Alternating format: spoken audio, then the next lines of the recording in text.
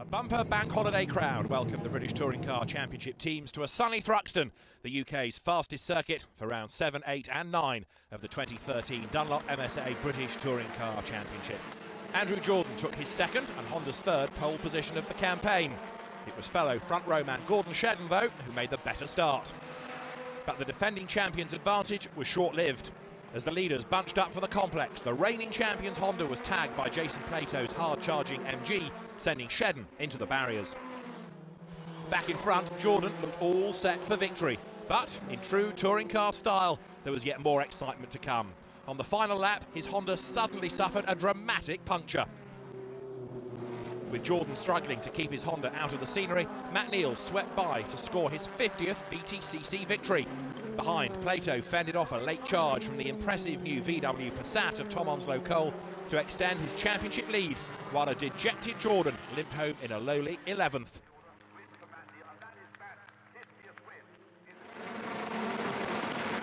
The second of the day's three races saw a clean start, with Neal leading Plato in the early laps.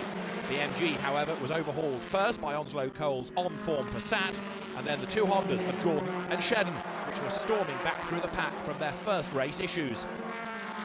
Neal held on for his third win of the year and to take the championship lead, while Onslow Cole fended off the two fast-finishing Hondas, with Shedden grabbing the last step on the podium, 25th on the grid. With the top 9 finishers reversed for the day's final race, it was Jack Goff who started on pole, but the Vauxhall failed to survive a typically hectic opening lap. Adam Morgan took over the lead, but ran wide and needed a pit stop to clear grass from the radiator on his Toyota.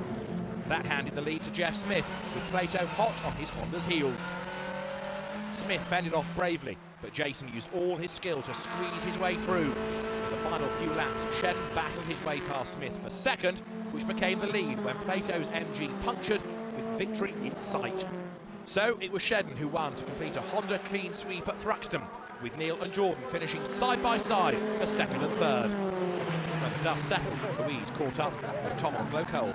So Tom, just behind you here at Thruxton is the car that hadn't turned a wheel going into the first round of Brands Hatch, and now here we are. You're leaving Thruxton with the second, third and fourth place. It's been some turnaround, hasn't it? It's been absolutely incredible, and you know, I really have to put it all on the guys and the hard work they've put in back at the team. But as you said, you know, we haven't turned a wheel before Brands Hatch. The car literally arrived to the circuit an hour before the first test session, and we've been developing and testing in public, but you know, things are really starting to come together for us. I bet you couldn't imagine this would be the situation right now, though. 2 podiums here at Thruxton. As a race driver, you know, you always want to win, and you always set your targets, you know, towards that top step. But coming into this weekend, you know, I'm realistic. That was never going to be the aim. But to come away with 2 podiums was fantastic. You know, secretly we wanted one. We thought it might be a third race reverse grid, but actually to do 2 podiums on outright pace is a great result that will keep us working very hard for the next 5 weeks. Well, we're off to Cheshire now for the next round at Alton Park. How do you think you're going to fare there?